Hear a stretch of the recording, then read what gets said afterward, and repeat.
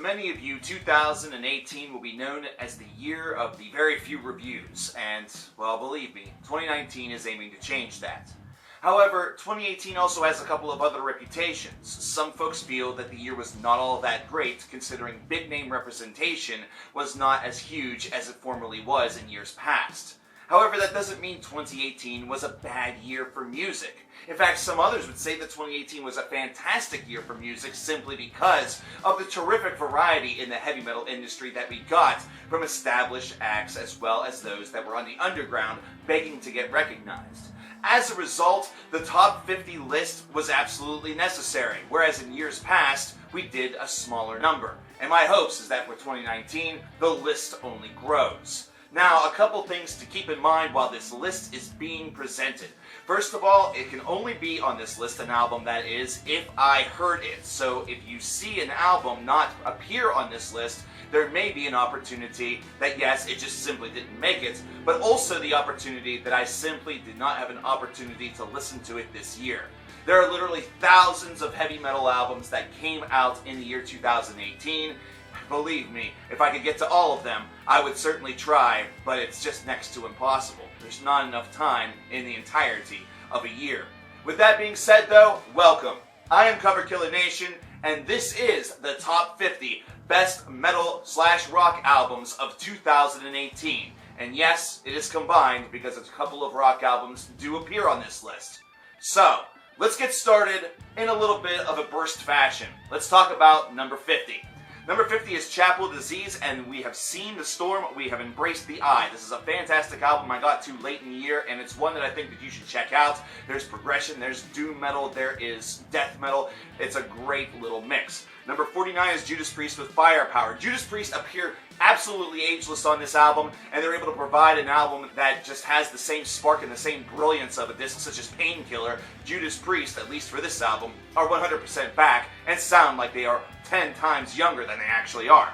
Number 48 is Uda with Cult of a Dying Sun. This had a bit of a cult status throughout the entirety of the year and seen as one of the better black metal albums that 2018 was able to unearth. It was an earlier release that certainly was able to showcase its girth as the year concluded. Number 47 is Sylvian with Adam's Alliance Coming Undone. Known principally for some guest spots, Sylvian releases a solo album and shows that she is more than just somebody who's able to lend her voice to other projects, also being a competent songwriter and showing that post-metal still has a lot of viability. Number 46, King Goat with Debt of Ions. This is a progressive/doom metal release that embraces long songs and fantastic songcraft in order to really captivate you. If you missed out on this release, I highly recommend that you go back to the first portion of this year, rediscover it, or discover it for the first time, and give it a great listen. It is an excellent disc. Number 45, Omnium Gatherum with The Burning Cold. Once again, these steady folks are able to provide us with a terrific disc that blends a little bit of melodic death, a little bit of melodic black, a little bit of just that flat out sort of like melody. Melody is the great word to use for this one. This album was one that certainly makes Omnium Gatherum feel like they are rising back up and want to try to be right along the same portion or the same level as Swallow the Sun, who overtook them a couple years prior. Number 44 is Seer Bliss with Letters from the Edge. This return album for the black/atmospheric band was an absolute wonderful release. This is one that the vocals may turn some of the more casual fans off. However, this is a beautiful disc that also embraces its inner orchestra, considering it tosses in a couple of random, horn instruments in order to give this a lot more girth. Just a absolutely captivating release that is hard to put down. Number 43 is Visigoth with Conqueror's Oath. Is it power metal? Is it heavy metal? I don't think it really matters. What matters is the fact that this band is awesome. They continuously seem to be reinventing themselves and getting better, whether it be through production or just overall songwriting, in order to craft a product that definitely belongs on this list. Some may actually complain that it's not higher. Number 42 is Malady with Of Harm and Salvation. This is an avant-garde, bizarre, heavy as hell masterwork from a group that is relatively unknown, but like bands prior to them, such as Aeneon, are begging to be recognized. This one does not play by the rulebook, and that's what makes it so captivating. Number 41 is Amorphous with Queen of Time. Amorphous might as well be called heavy metal's most consistent band, considering they find a way to take their brand and change up just a couple of things here and there, release an album, and it just feels really, really satisfying. And that's exactly what Queen of Time is. It's a terrifically satisfying listen that does change up a little bit of the product, but not enough where it feels like it is completely vacant of all the things that made this band great in the first place. Awesome to see the guys still growing as a group, despite the fact that they've been doing this since the first part of the 1990s. Number 40 with Hooded Menace with Asarium Silhouettes Unhallowed. This is really the new face of, I would say, Doom. This is what this genre is really becoming, and it's becoming a massive part of the current heavy metal landscape. And groups such as this are able to combine extreme metal along with Doom in order to give it even more of a girth, even more of just a real fuck you attitude. These are long tracks that definitely do not get tiring. The riffs are strong, the vocals are brutal, and the overall presentation of this disc is just wild. I love how great Hooded Menace have become. Number 39 with Stortren with Emptiness Fills the Void. This is a melodic black metal disc from a band that is starting to embrace their inner long song. Now, long songs can be a bad thing for bands that are not able to do the right things with them. However, Stortren is able to really make each of the minutes that this track or this album runs feel extremely important, and that includes the 11-minute finale on this album, which is just absolutely terrific. If this is your cup of tea, if you enjoy mellow black acts, this is going to be one that's immediately going to be thrust high into your own personal year-end list, or it's going to be the one that you regret missing out on the most. Number 38 is Ghost with Prequel. And I can already see everyone saying, oh my god, this is the worst album of the year. This is terrible. I read the comments on that other video. A lot of you feel that that album should be there. Nah, absolutely not. I like what Ghost does here. I like the fact that they are consistently seeming to head toward the present, whereas they started in the 70s, now they're in the 80s with very ABBA-soaked metal slash rock slash whatever you want to call it. This is just beautiful stuff. Don't you forget about dying, and don't you forget about your friend Death. Those of you who really wanted to silence Prequel by Ghost, don't you forget that you will die. Number 37, Hands of Despair with Well of the Disquieted. This is a group that has more of a doomy timbre to their progressive or even sometimes technical death metal approach, and this is an album that showcases why this is still a very captivating subgenre of music, with its opening couple of tracks reminding you a bit of The Faceless with Autotheist from a couple of years ago. And it just continues directly after that and just pummels you. It's a fantastic release. It's very steady, and one that definitely knows what its identity is. And really, that alone makes Hands of Despair a band to not only check out now, but also keep on your radar in the future.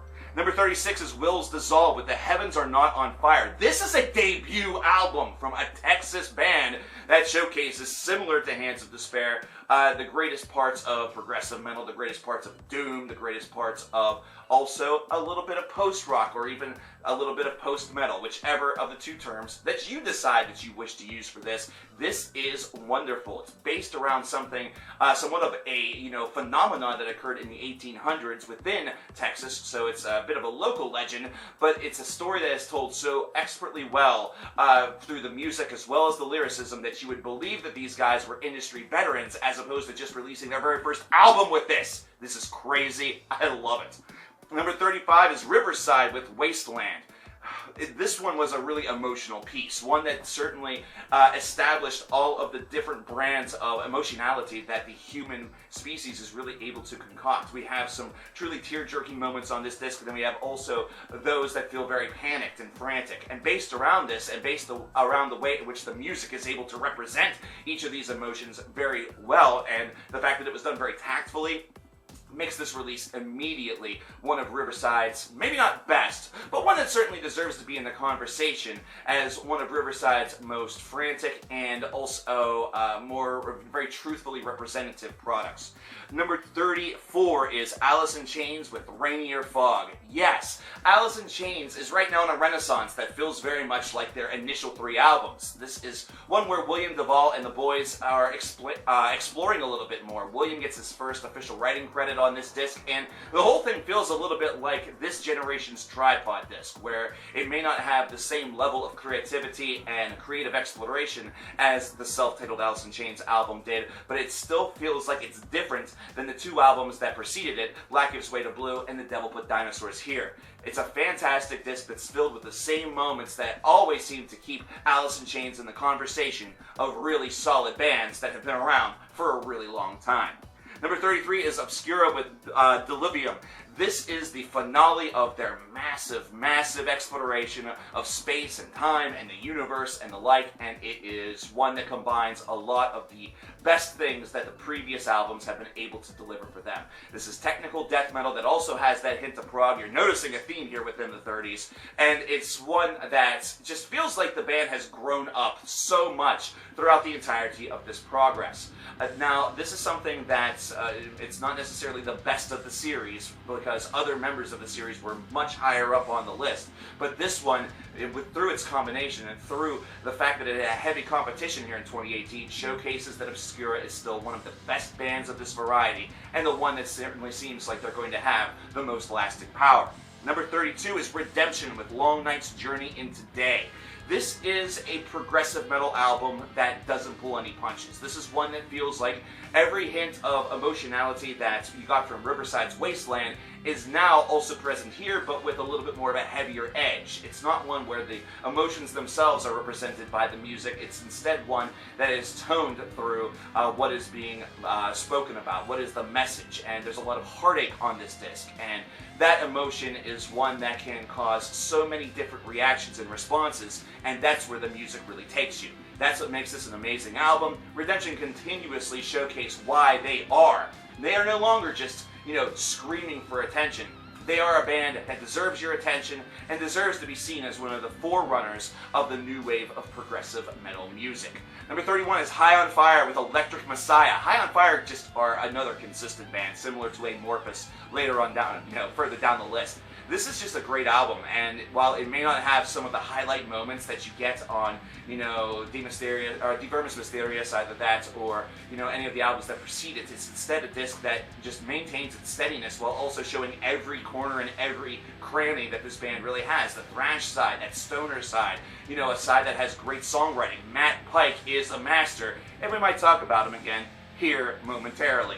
Number 30 is Psy with Heir to Despair. Japan's best product whenever it comes to the avant-garde metal scene, one that combines black metal with death, with just weird ideas, and really embraces their inner, Beethoven, is once again another casual exploration through absurdity. And the best part about this is the fact that this is an album that, despite some of its strange proclivities, is still very accessible to those that maybe are looking to get into a band that's very, very close to the avant-garde idea and kind of embrace some of the inner weirdness. Psy is just a terrific band that has showcased that throughout their career, and it continues. I am already excited for the next album that Psy offers us. I hope that it's sooner rather than later. Number 29 is Harakiri for the Sky with Arson. Who saw this coming with this band? This band is just absolutely crazy good. They are post-metal in some spots. They are death metal or even some, doom in others portions. Some might even say that they're suicidal death metal or blah, blah, blah. Whatever you want to call these guys, it really doesn't matter. The fact is that they're just so good. The way in which they're able to intermingle their heavier portions and then get to the more, ethereal, almost dreamlike stanzas that this album is able to give, as well as some of their others that precede it, is just absolutely breathtaking. I can't believe that they are able to continuously do this. They're still very young in their career, which means there's a lot of growing that's going to occur, and based off of that, that means that Harakiri for the Sky could appear even higher in lists to come if this is any sort of representation of where their momentum is heading. Check these guys out and get on the bandwagon. They're absolutely worthwhile. Number 28 is Extremities with Gaia. Just kind of a strange little disc, this. One that has some progressive, one that has a little bit of just heavy metal tossed around here. It's kind of a grab bag that you get with this album, and that's what makes it such an intriguing listen. It's one that doesn't feel like it just stays static for very long. Instead, it really aims to explore around and do its best in order to keep you really on your toes. And that's what gives this the real presence that it does. And that presence is what puts it on lists like these. Number 27 is Arcona with Crom. Now this is pagan and folk metal all the way from Russia. Yes, the land of tampered elections apparently. But this is one that just showcases a real flair for the dramatic as well as a great and terrific building songwriting property. This is a band that continuously seems to have a great sense of who they are, and even whenever some of the products seem a little bit weak-willed compared to others, this is one that immediately shines and kind of comes into a spotlight and says, look at me, I am something special. And this is a long disc that really doesn't feel its runtime, and there is a little bit of orchestration here and there that offers even more than just the casual metal album. Based around this and based around terrific songwriting, whether this is Arcona's best album or just the start of something beautiful, Crom is a terrific disc that deserves placement on this list. Number 26 is In Vain with Currents, a group that continuously seems to be sort of on this path toward greatness, but always seems to be a little bit short. This is a band, though, that finally has broken through that supposed glass ceiling and has displayed themselves as a terrific, terrific group. They have other albums that certainly feel like they deserve to be on lists such as this one, but Currents is the one that just has a lot of lasting value and meaning. They're a terrific group and one that you should scope out if you haven't already. Those of you who are veterans of In Vain know that some of their early work certainly would end up on lists such as this, all depending on, which year in which they were released. Number 25 is In the Woods with Seize the Day. Oh my lord. In the Woods coming back is, personally speaking, something I never thought would happen, and now we're in the second album of the comeback trail, and they are getting better. Pure was an excellent foray into the return to form, one that didn't have quite as much of the weirdness as their first run, but instead opted to be very steady and have a lot of harmony that was spliced within. Seize the Day was able to go a little bit further. They were able to remember who they were a little bit more, and in fact grew as an overall body. And based off of that, Seize the Day immediately comes off as a better album than Pure, and immediately shows that In the Woods is slowly but surely bringing their name right back into the limelight, right back into prominence, and in fact they might get a resurgence of popularity that would be larger than that of which they had during their first run. This is a group to get into. If you're not familiar with the name, you should scope them out. Number 24 is Isan with Amir. Another reason why I should scope out In the Woods. There's a lot of, kind of history here. It's a little bit crazy. Yeah. Isan has always been a steady constant on lists such as this because of his unique brand of heavy metal, because of what he's able to produce, because he has just one of the clearest and most distinct, clean voices out there, that his idea of musical exploration is one that consistently shows that he's not going to make the same album twice, and really, this is kind of a down year for Isan, considering he just came off of an album that was top 10 worthy, so this might be seen as a bad thing, but I don't think so. Isan continues to show why he is one of heavy metal's greatest sonic travelers, and Amir once again showcases that there's almost nothing this guy can't touch, and there's nothing that this band can't do. Number 23 is Monstrosity. Speaking of huge comeback albums, this one is massive, and it's an absolute riff fest. Holy crap. It's like somebody told Monstrosity, you guys don't know how to play riffs, and they said, oh yeah, well, hold my beer.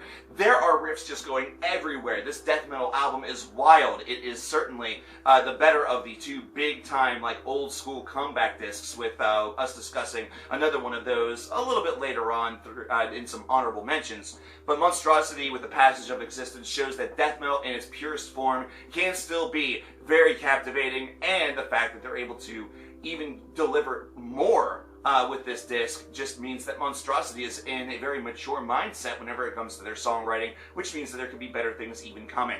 Number 22 is Witherfall with A Prelude to Sorrow. Another fantastic album from this project, their second, and this is one that is really based around its epics. There are two big-time epics on this album, one right at the start and one near the end, and both of them really paint a fantastic bookend for a disc that, in the middle, has a lot of real heart to it and a real lot of just great feeling behind it. You're going to recognize the vocalist because that vocalist is right now also heading Sanctuary amid World Dane's passing, which may he rest in peace. But at the same time, this band, which also features Jake Dyer, formerly of Iced Earth, is just fantastic, and one that certainly should be on your radar, and you should be excited every time that this band releases a disc. Brings us to number 21, which is Sleep with The Sciences. Told you we'd be talking about Matt Pike again. I told you. Sleep announced a comeback album, and everyone was like, a comeback album. And then we heard said comeback album, and now we need to find new pants. Sleep shows that they are still the masters of the riff. They are still the masters of the stoned out, fuzzed out, let's take you to space, a la drugs you may not have even taken. And released a great album, and one that felt very, album-oriented, very album-based, as opposed to Dope Smoker, which is just one super long track. This is one that has multiple cuts that have some different meanings, that have some different messages, but all of them feel really potent and poignant. And, again, the musicality. Absolutely phenomenal. Matt Pike, he's been a busy boy, but apparently whatever he's taking right now is making him a genius, because that's 2 albums for one man on this list, which I'm sure has happened before, but I can't remember when, so we'll just say it's new. Or we'll just say that it's the first and only one that happened in 2018. And that's going to bring us to number 20. The top 20 starts with Alkaloid with Liquid Anatomy. Now, of course, this is the second album from this project, one that is a bit of a supergroup that's based around membership from all sorts of different places, which is crazy enough as it is, but what's also insane about this is just how expert these guys feel, and I guess it should be seen as a bit of a master class. These guys, with their first album, really showed that they were willing to explore. They weren't just going to be satisfied with just being tech death like a lot of their membership kind of, calls home. Instead, this is one where they explore even further throughout the reaches of technical metal, throughout the reaches of progressive, and they work a lot more both on melody but also on core musicianship, showing that they are a group that is not really just a group of guys coming together in order to play every so often, but they are aiming to do what all bands do. They're aiming to grow, they're aiming to push themselves to brand new heights and brand new limits, and I feel that Liquid Anatomy really showed this, considering this was an album that felt a lot different from its premiere, and it's one that also opens up so many doors for what this band can do in the future. And really, it seems like the sky's the limit, and we have no idea what to expect from a third album from these guys. Hopefully we get one, and hopefully it comes very soon. Number 19 is Behemoth with I Loved You at Your Darkest. I really liked what this album did. I know some feel that it was a disappointment. I don't know why. I know that others felt that it was the best album of the year, and I'm not quite sure I agree with that. Instead, this is an album that just feels like Behemoth continuously trying to live up to the expectations and the sort of lofty goals that were presented by their fan base after the release of The Satanist. And I Loved You at Your Darkest feels like it takes old school ideas from the band, combines them with some new school elements, adds a chorus, and just throws them all together into a witch's brew in order to craft something that is sinister and something that has great continuity and great congruity. This album works because it works together. There are songs here that feel too short that are then boosted up by the song that, comes directly after it, almost like it's a continuous thought or a continuous idea. One riff might feel like it's a little weak, but then the next one that you hear immediately boosts it back up. It's a real testament to music being able to be boosted by itself and by other things that surround it, where it's not just one idea that needs to be the backbone. And that's what I Love You at Your Darkest is able to accomplish. Fantastic disc. I have to say, I was pleasantly surprised. Number 18, and forgive the bastardization of this name, but Shyla McGognar with Transients. I no doubt butchered that name, and at this point in time, I do have to apologize because holy crap. If you like bands such as Neobliviscaris, you're going to love this band. This band is going to be your new baby. You will cradle these albums in your arms. You might feed them a bottle or swaddle it a little bit because, wow, this is directly up your alley.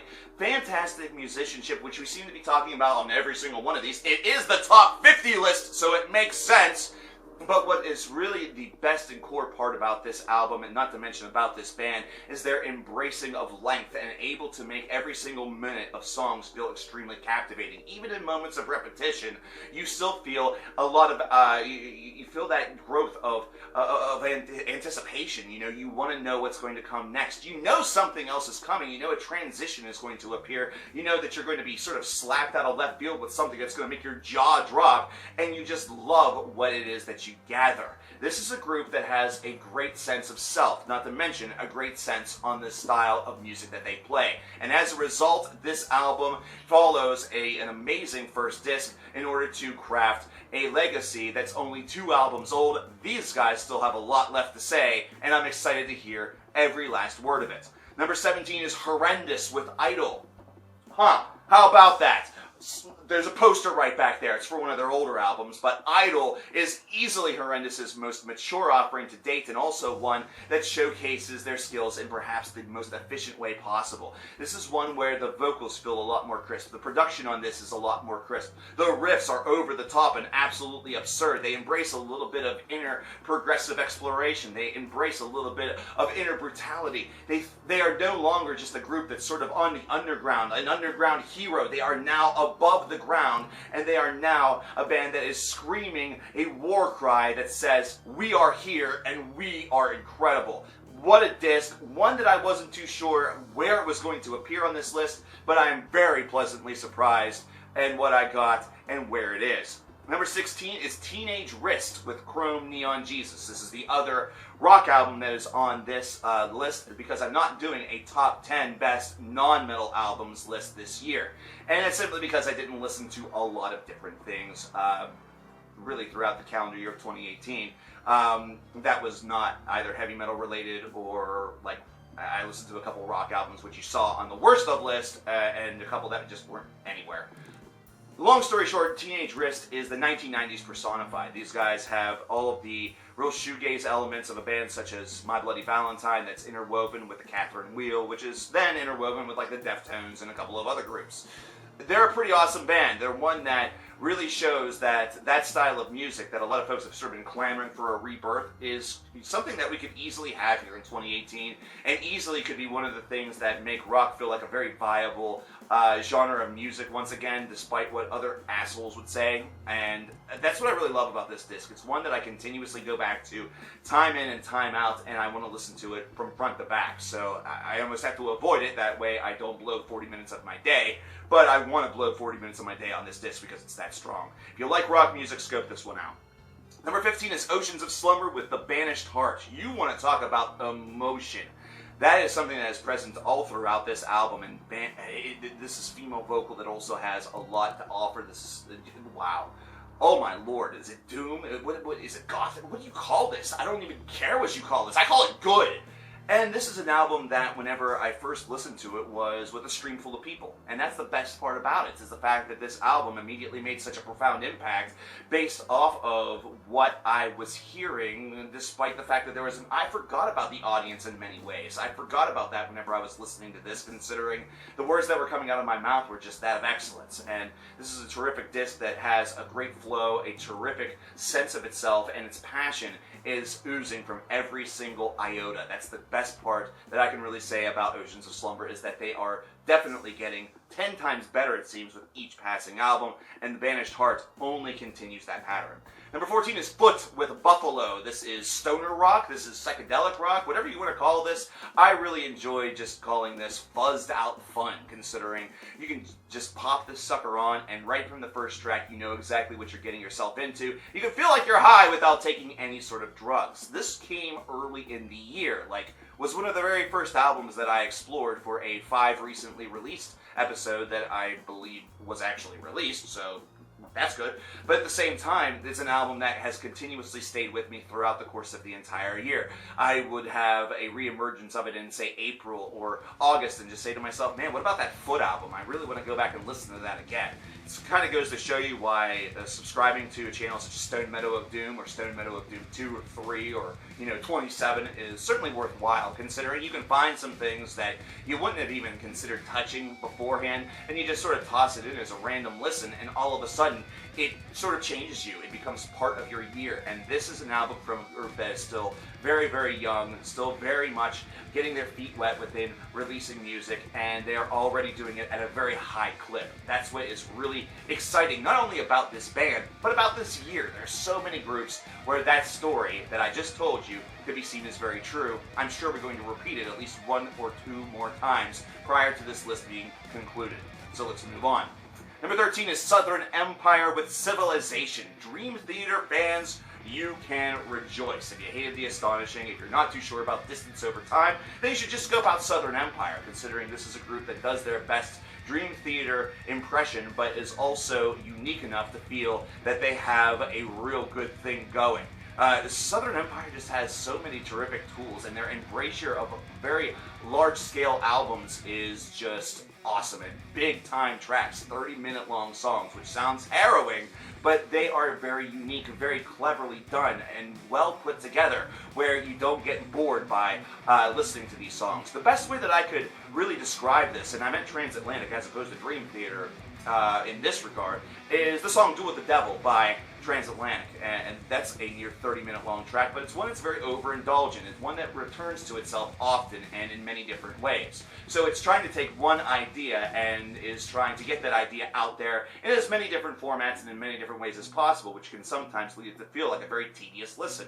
Whereas Civilization has tracks that are of similar length, but they go in so many different directions and don't feel like they are just going back to the same idea. Instead, it feels like it is a story that is being told and we are getting the logical progression. Sure, there's a little bit of circular version of this at the end of it, but at the same time, whenever you get there, you are still sort of gawking about past parts. You're still thinking about that portion during the 10 to 14 minute mark, for example, just to sort of call out the idea.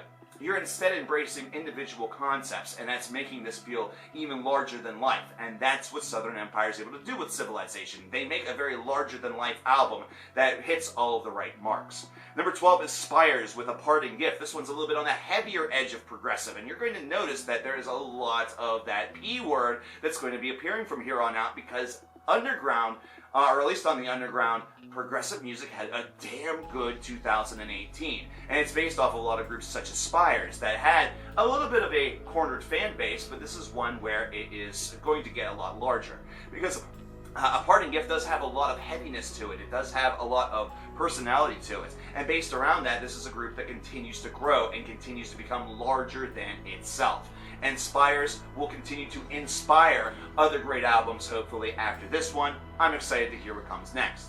Number 11 is The Ocean with Phanerozoic 1 Paleozoic. Holy crap. If you want to know the culmination of their whole entire career, if you want to see what it sounds like to be into what maybe could be termed post-metal or sludge, or if you want to know what it takes to be a terrific band, just listen to this album. This is instrumentally fantastic, and this is one that shows that you can easily crawl along with tracks and still have a lot happen and still have it feel very dynamic. And whenever you have Jonas from Catatonia come in to do guest vocals, and it shows you just how much you could pull off a Catatonia sound with an ocean feel, and it would make an amazing supergroup. It would make you something that would make you need to change your pants twice consecutively. Then you immediately know that you have a just terrific album on your hands. And this is not that long of a listen. This is less than 50 minutes of a listen, so it's one that easily can be cornered out in less than an hour and just embraced and loved in just that short of a period of time. Great album, one that I absolutely would recommend to everybody.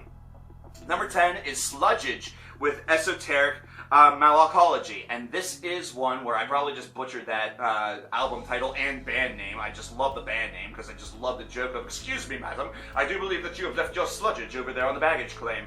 And it just works for me. I don't know, maybe you want to embrace that sludgage, turn that into a meme, do something with it. I'm tired of saying it.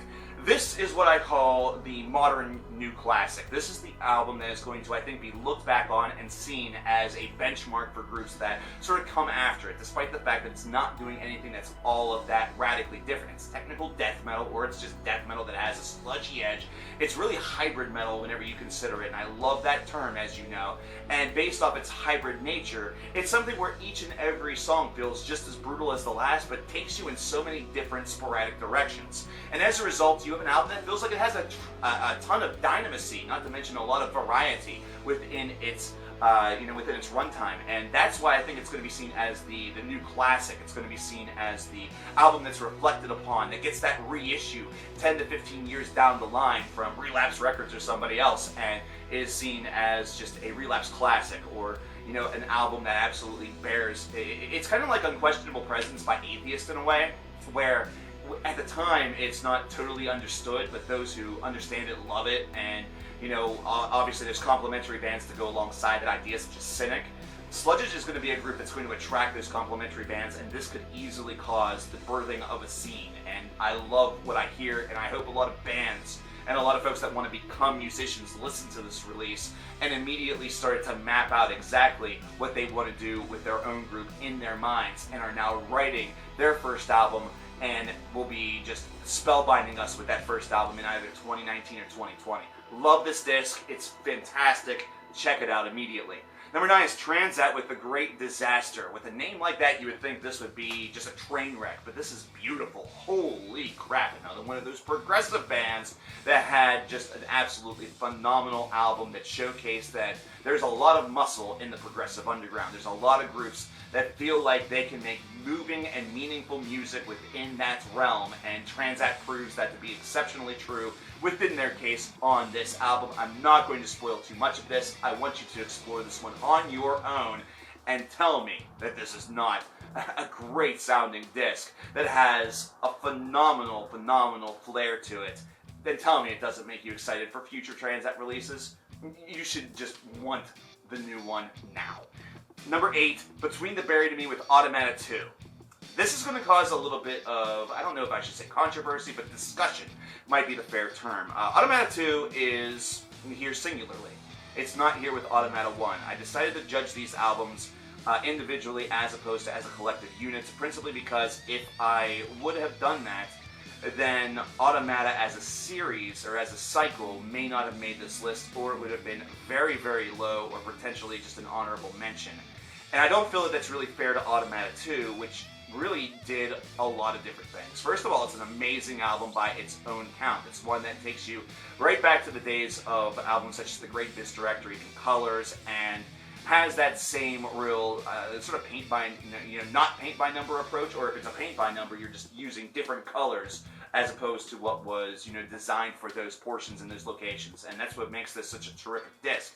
But it does something even more so. It actually boosts up Automata 1 in the same breath. And that's because Automata 1 was kind of this really kind of lackluster, almost dull release that had only like 1 or 2 real killer tracks on it. And it seems like any time that Between the Buried and Me go with a longer cut, they always do extremely well. They are the masters of the long song. And so I decided to go with this individually because by itself, this album was knocking on the door for potentially being Album of the Year. Right now it's number 8 on this list, so should we... Ignoring its achievement seemed like a really dumb and mean thing to do. It felt wrong, so that's why it's present here. It's a phenomenal disc, it's the best of the 2 series, but then again, if you listen to these 2 albums back to back, it makes a little bit more sense, but again, you really long for Automata 2 to start while you're listening to Automata 1. Just an amazing disc. Between the Buried and Me is 100% back, and I'm glad, despite the fact that I sort of call this a cash grab for the Automata 1 and 2 cycle, I'm glad that they did that now, because I feel like if it was all pressed together, again, it would not be maybe even on this list at all, aside from as an honorable mention. And instead, we have this album that is now number 8 on this list, and showcases that a great band is still, pushing the envelope and delivering greatness. And that's all I have to say about that, which was a lot. Number 7 is Altars of Grief with Iris. Doom. Holy wow. What a phenomenal disc this was. And it's one that's very subtle. The first time that you listen to it, you may not get it. And it's something where whenever you listen to it the second time, the third time, then you start to realize you want to listen to it for a 4th, a 5th, a 6th, and a 7th time. And it's not because you no longer get it, not get it. It's instead an album now that you get so very well, and you are just absolutely transfixed by the melody, you're absolutely transfixed by the brutality, you're absolutely transfixed by the vocals, the overall musical atmosphere that's been delivered by this album. This is a disc that whenever I first listened to it was kind of middle of the pack, but then around September I started listening to it again, and I found myself going back to this album quite often, and I wondered why that was, and I think the reason is because it paints a great musical picture, and it's one that allows your imagination to kind of run wild a little bit to all the most dark, morose, very kind of uneasy situations that you could possibly find or possibly have. I read a book series that's all about the foundation of England and all the battles that occurred, all the bloodshed, and some of the different disease and different things that occurred at that time. And Iris felt like such a perfect backdrop for that. It was very similar to a couple of years ago where I was reading The Boats of the Glen Carrig while listening to The Boats of the Glen Carrig by Ahab, which is still just spellbinding album, by the way. Nothing has changed there. But Iris felt like such a terrific backdrop for that series, and also felt like such a terrific backdrop for any sort of creativity that my mind could have come up with that was of the sort of darkened variety. Just a fantastic album that flows so very nicely, and the musical, output that we get is just phenomenal. I love this disc, and I hope that you guys will too if you haven't checked it out and do decide to do so. Number 6 is Maastricht with Espresso della Vita Surreal. Wow!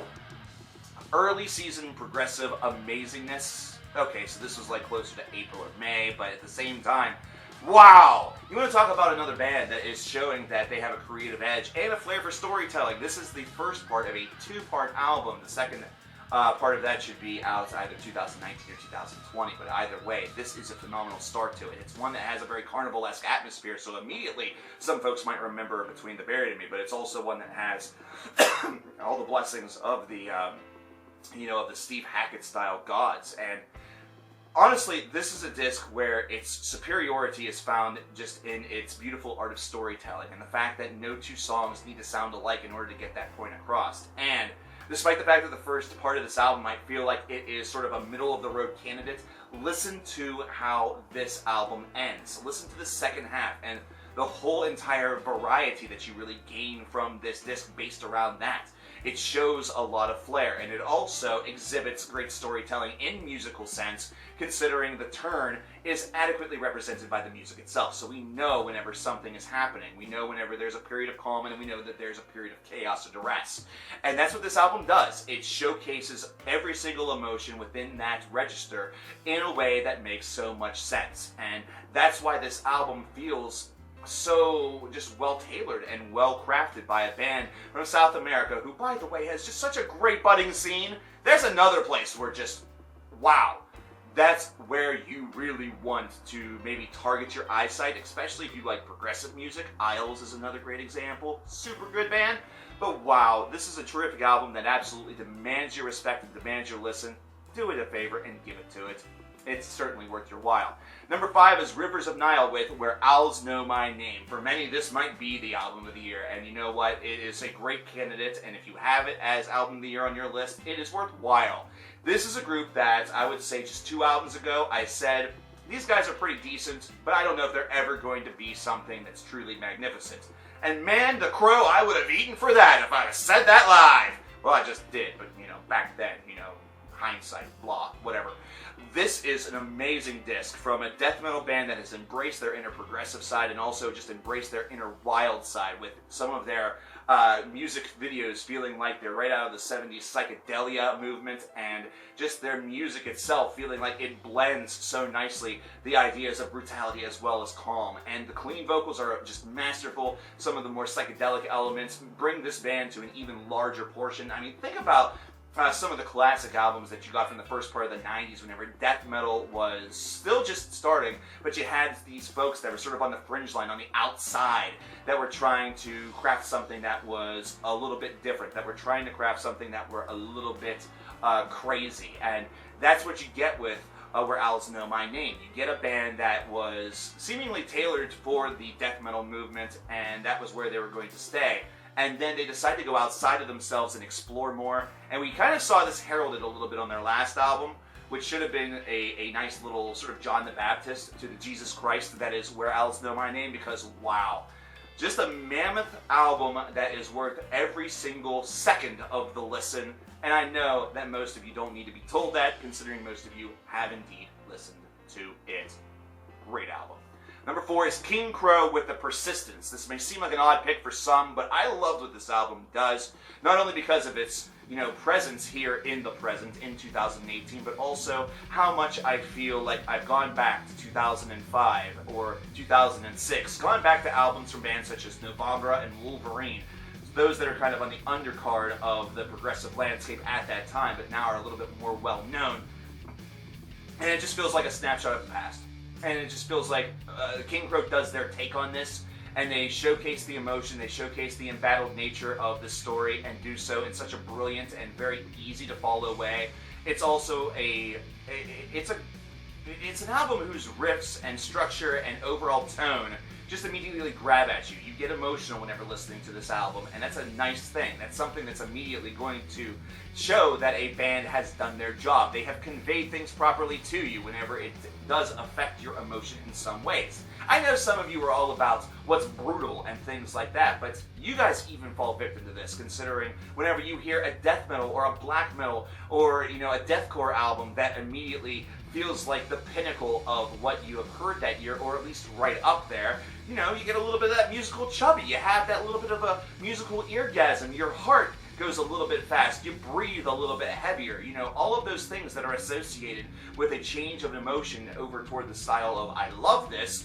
It's what makes perfect sense, and it's why some albums seem to resonate, and it's also why music is very subjective, considering The Persistence for me is the 4th best album of the year, whereas for many of you, it may not even make the list. It's just based around our musical upbringing, kind of our musical journey, not to mention our musical subjectivity. I love this disc. I invite you to listen to it and check it out. Again, like I said, we will probably disagree on this one, but I still invite you to scope out this monumental album.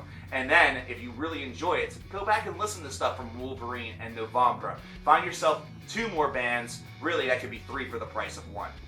Number 3 is Yod with Our Raw Heart. And if the story of this album isn't just inspiring and even a little bit, you know, pulling on the heartstrings enough, then the music itself that's represented is just absolutely bonkers. For those who don't know, this is an album that was written shortly after one of the members of this band experienced a near-death experience with an illness that could have possibly been the end of him had he not gone to the emergency room and gotten this, you know, sort of the treatment and the diagnosis on the ball, you know, just 24 hours later. If he would have waited a day, he probably would have died.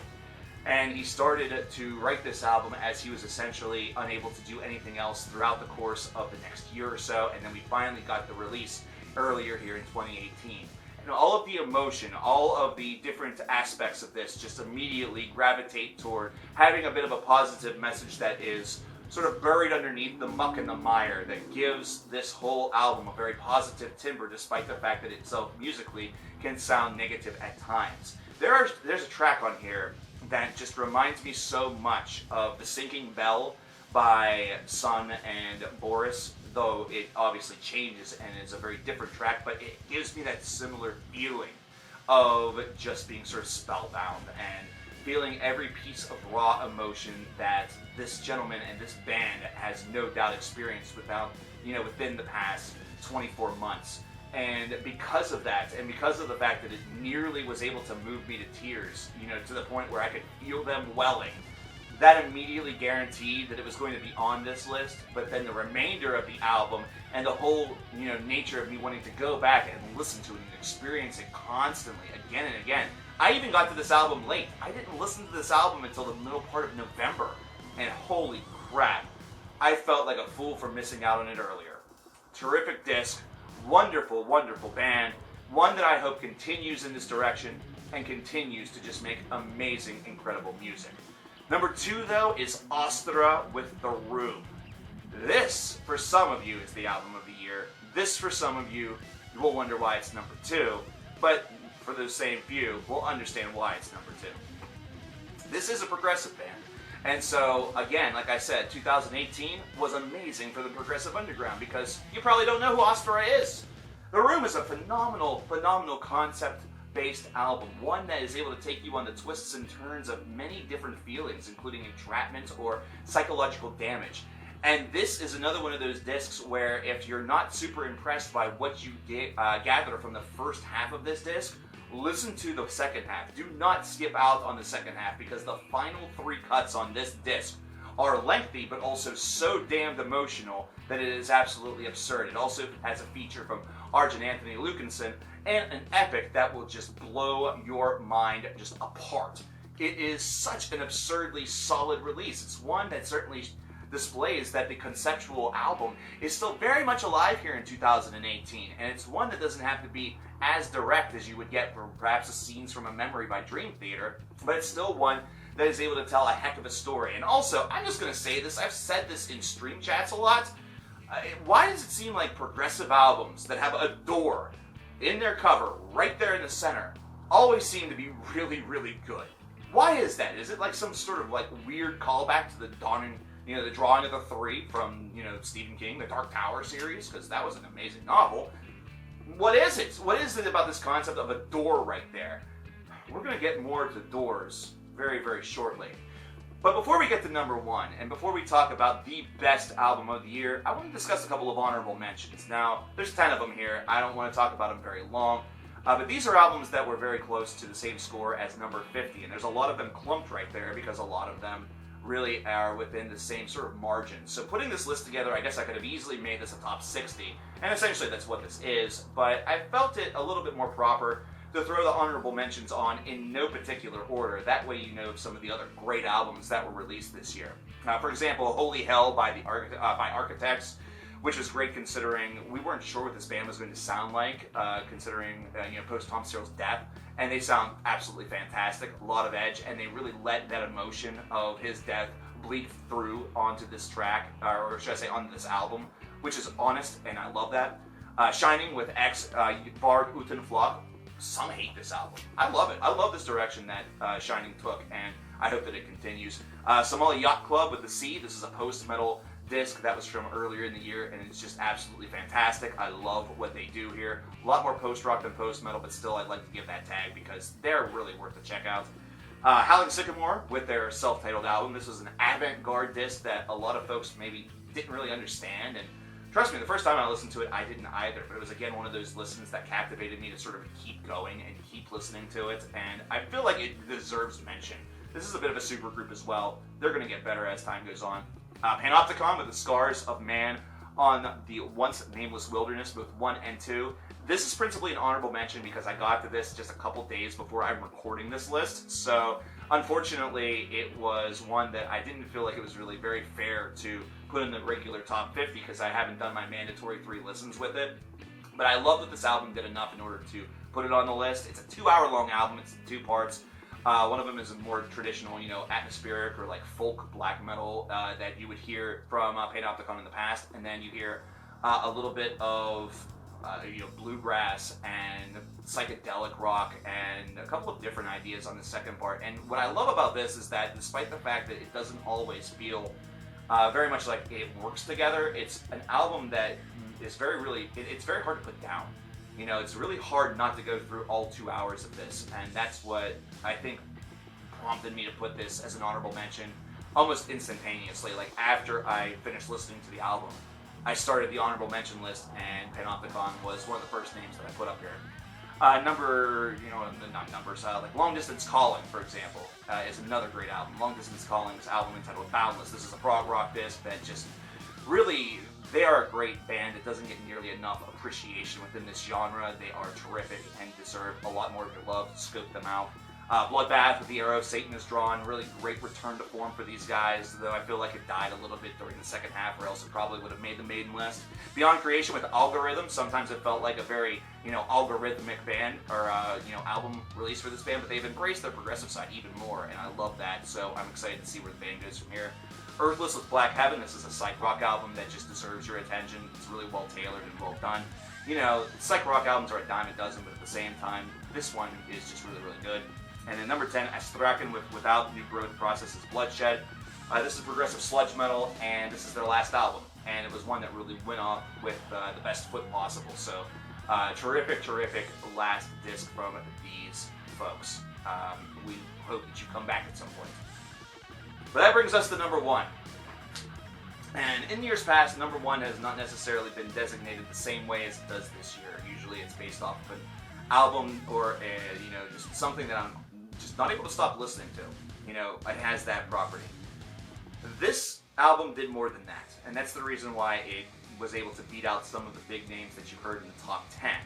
And that's Orphan Land, and that is Unsung Prophets and Dead Messiahs. This is an amazing album just by itself, but it opens up with The Cave, which is the song that I've played throughout the entirety of the year the most. It would be my song of the year, I would say, if I were to actually do a list such as that. And this is a song that made me openly weep multiple times, especially around the time in which I first heard the disc. But then the fact that it was able to do so so many months down the line, and whenever I knew all of the different nooks and crannies and facets of the song coming, it was able to do it again. You know, I was able just to get that same feeling. It's all about the allegory of the cave, which in itself is its own door. Its own door. That was funny as hell. But as a result, we have another great album that's based around a door. Well, not really. It's just the first track. The rest of the album is absolutely absurd as well, and you have some notable guests that appear on this disc. This band is just one of the best and the most tailored groups in order to make fantastic progressive music. And I just love what this album conjures up. It conjures up a lot of different ideas whenever it comes to corruption, whenever it comes to how our lives are being controlled. You can see that a little bit from the album cover. You can see that from a little bit of the controversy or the conspiracy that can be really prompted from what some of the things on the album cover can really display. And then the music itself is just top-notch. This is an album that's impossible for me to put down. This is an album that is absolutely absurdly good, and based off of that, and based off of the fact that its very first track made me bawl like a little baby, like a little bitch, where everybody in the comments right now are just going to say, "You're a little bitch, boy." That's just... How could it not be number one? How could it not be number one? But I'll be the first one to tell you that this was a very difficult year whenever it came to choosing a number one, and it's because albums such as Our Raw Heart from Yob and The Room from Ostra, Rivers of Nile, and some of these others, even ones that were further on down the list, initially were very close to being right exactly where Orphan Land is. And I think what makes this disc a little bit more special than The Room by Ostra for me is the fact that The Room was able to hook me. It was able to keep me linked. And it was able to blow my mind with great musicianship. Orphan Land was able to blow my mind with great musicianship, hook me and link me with the music, and then also affect me in an emotional way that no other album was able to do this year. And that's why it's number one. That's why it makes sense for it to be number one for me, because it did something that is very hard to do. It got me on that emotional trail all the way to its finale, all the way to its conclusion. Some albums are able to put me on the emotional trail, but they aren't able to get me to the destination. They're not able to get me full scale. This album did. And as a result, it is number one for 2018. There you have it. There's the list. It's a long one, and I know this is a long video. For those of you stuck around throughout the entirety of this video, I thank you very much for that, and I thank you very much for your patience throughout the year. There's going to be a lot more happening in 2019 whenever it comes to reviews. There's series that have been revitalized thanks to some different things that have happened in Stream Chat. Why aren't you in the streams, man? Why aren't you in the streams? If you haven't subscribed already, hit the subscribe button, hit the notification bell so you know whenever every video comes and whenever I stream, every time that happens, which is pretty often, usually 1 or 2 days a week. I am coverkillernation, and once again, I offer my congratulations to Unsung Prophets and Dead Messiahs by Orphan Land, the number one album of the year. What was your list? Let me know in the comments box below. I will talk to every one of you guys next time, and you ladies next time, and everybody. Dogs, cats, pets. I'll talk to you next time. Take care. Onward to 2019.